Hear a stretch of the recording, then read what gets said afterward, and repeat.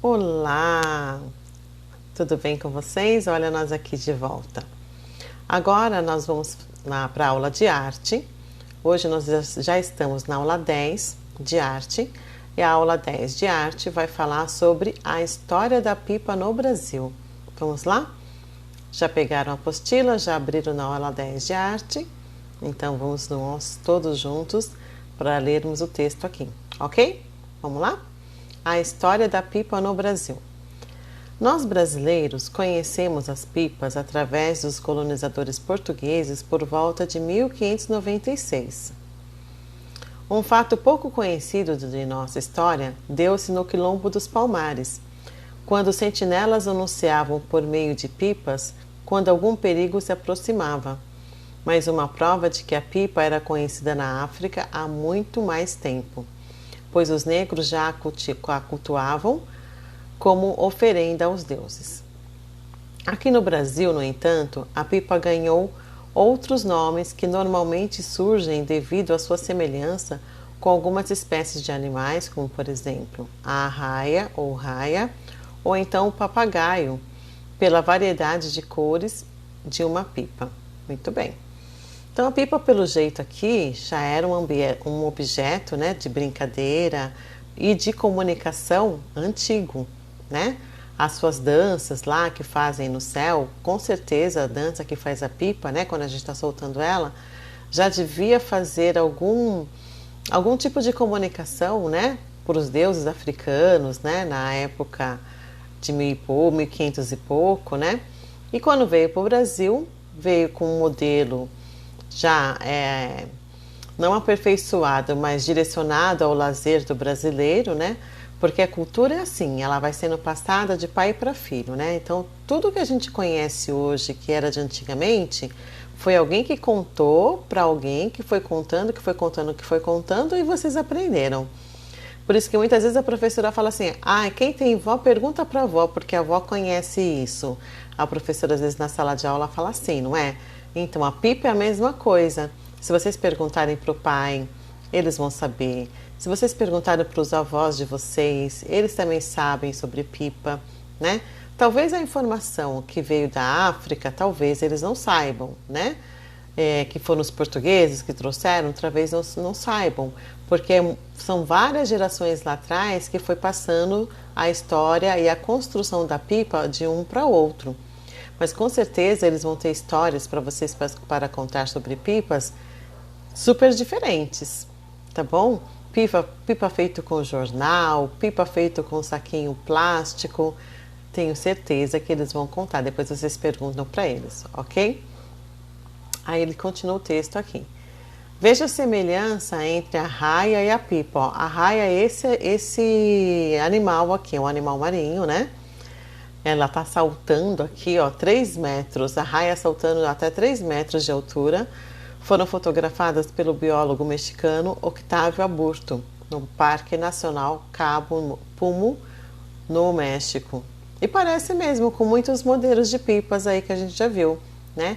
E de fato esse peixe aqui, nessa raia, ela tem um rabinho aqui tá saindo a água, né? Porque ela saltou, mas ela tem uma parte que é um rabo que parece que tem um ferrão, né? Que dá até choque, né? Nas pessoas, mas parece mesmo com uma pipa. Muito bem. Aí agora aqui estão as perguntas do texto. Número 1. Você já soltou pipa? Ou viu alguém soltando pipa? Aí vocês respondem lá sim ou não. Converse com um familiar e escreva em seu caderno o que devemos fazer para soltar pipa e não causar acidentes. Tá? Então não precisa ser no caderno, pode ser na apostila, porque eu acho que deve ter espaço para vocês escreverem aí. Escrevam na apostila mesmo a resposta, ok? Um dos perigos aqui, olha, uma coisa que vocês podem conversar e perguntar para os pais de vocês é o uso do cerol e o soltar pipas em ambientes abertos. Por quê? Porque se eu solto pipa em ambientes que tem muito poste de luz, né? A minha pipa pode enroscar num poste de luz, pode enroscar num fio de alta tensão, né? Que tem na rua, né? Nos postes de luz, e isso pode ocasionar acidentes gravíssimos, tá bom? Então, quando forem soltar pipa, procurem um campo aberto, onde não tenha nenhum poste de luz, tá?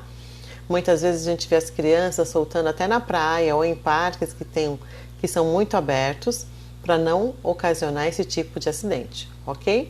Mas pergunta lá para o papai de vocês, ele deve ter mais experiência sobre isso, ou para o vovô, e vocês coloquem aqui a experiência que vocês ouviram, ok?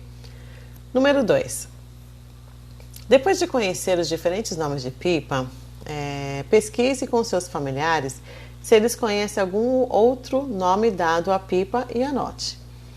Tá? Então é também perguntar para o papai, para a mamãe, para o tio, para um adulto que esteja em casa, qual será o outro nome que ele dá para pipa, né? De repente tem outros, né? Eu vou falar um para vocês que eu já ouvi. Eu já ouvi dizer que pipa também é pandorga. Olha só, pandorga. Veja se algum papai ou se alguma mamãe lembra o que é. Fala assim, mãe, pai, o que é uma pandorga, né?